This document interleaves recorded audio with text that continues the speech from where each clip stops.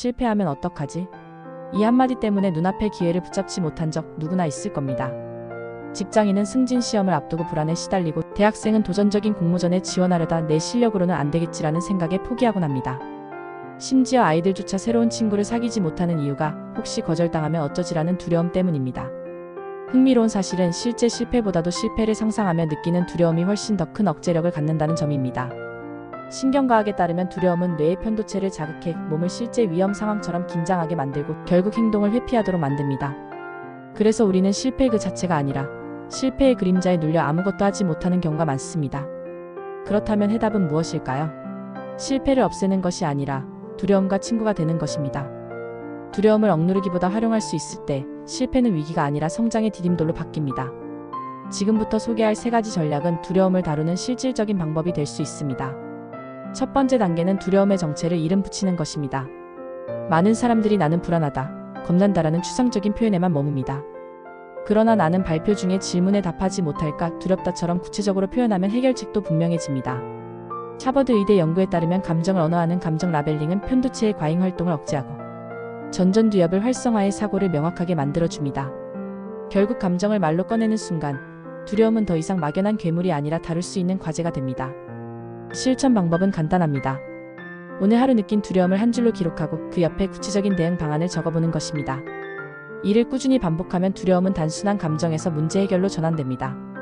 두 번째 단계는 두려움을 안전하게 실험하는 것입니다. 실패를 피하려고만 하면 두려움은 더 커집니다. 하지만 작은 실패를 의도적으로 경험하면 두려움은 점차 무뎌집니다. 스탠퍼드 대학의 캐럴 드웩은 성장 마인드셋 연구를 통해 실패 경험을 자산으로 해석하는 사람이 학습 속도가 2배 이상 빠르다는 사실을 밝혔습니다. 아이들이 수학 문제를 틀렸을 때 혼나는 대신 좋아, 새로운 걸 배울 기회 내라는 반응을 받으면 더 도전을 이어간다는 것입니다. 성인도 마찬가지입니다. 매일 작은 도전을 계획해보세요. 식당에서 새로운 메뉴를 주문해보거나, 회의에서 평소보다 한 번 더 발언하거나, 모임에서 낯선 사람에게 먼저 인사해보는 것만으로도 충분합니다. 이렇게 작은 실패를 반복하면 뇌는 실패해도 괜찮다는 안전 신호를 학습합니다. 실제로 구글의 20% 프로젝트는 직원들이 업무 시간의 일부를 실패해도 되는 실험에 쓰도록 장려합니다. 그 결과 지메일과 구글 뉴스 같은 혁신 서비스가 탄생했죠. 실패가 허용되는 환경이 오히려 창의성을 폭발시킨 사례입니다. 세 번째 단계는 실패를 성장의 증거로 재해석하는 것입니다. 실패를 단순한 끝으로 정의하면 시도 자체가 두려워집니다. 그러나 실패를 성장의 증거로 본다면 실패는 곧 학습의 흔적이 됩니다. 스포츠 심리학자들은 이를 실패 재구성이라 부르며 올림픽 선수들에게도 훈련합니다.